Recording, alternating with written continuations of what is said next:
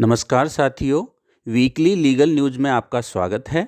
आइए सुनते हैं इस सप्ताह की मुख्य लीगल न्यूज।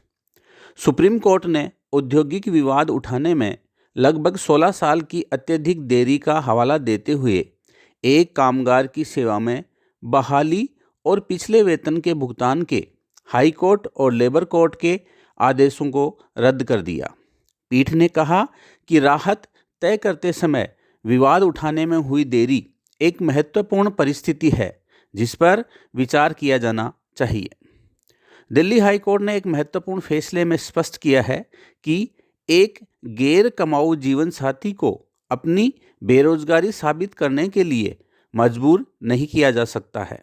अदालत ने टिप्पणी की कि बिना किसी कर योग्य आय वाली गृहिणी से ऐसे दस्तावेजों पर जोर देना असंभव की मांग करना है।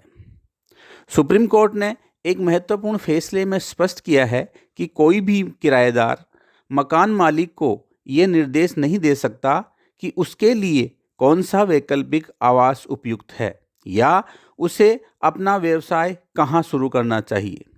इसके साथ ही शीर्ष अदालत ने यह भी कहा कि हाईकोर्ट अपने पुनरीक्षण क्षेत्राधिकार का प्रयोग करते समय दलीलों और सबूतों की सूक्ष्म जांच नहीं कर सकता, खासकर तब जब निचली अदालतों ने मकान मालिक की वास्तविक आवश्यकता के पक्ष में एक समान निष्कर्ष दिया हो। सुप्रीम कोर्ट ने शादी का झांसा देकर रेप करने के मामले में दोषी ठहराए गए एक व्यक्ति की सजा और दोष सिद्धि को रद्द कर दिया है। अपील के दौरान आरोपी और पीड़िता द्वारा विवाह कर लेने के बाद कोर्ट ने यह निर्णय लिया।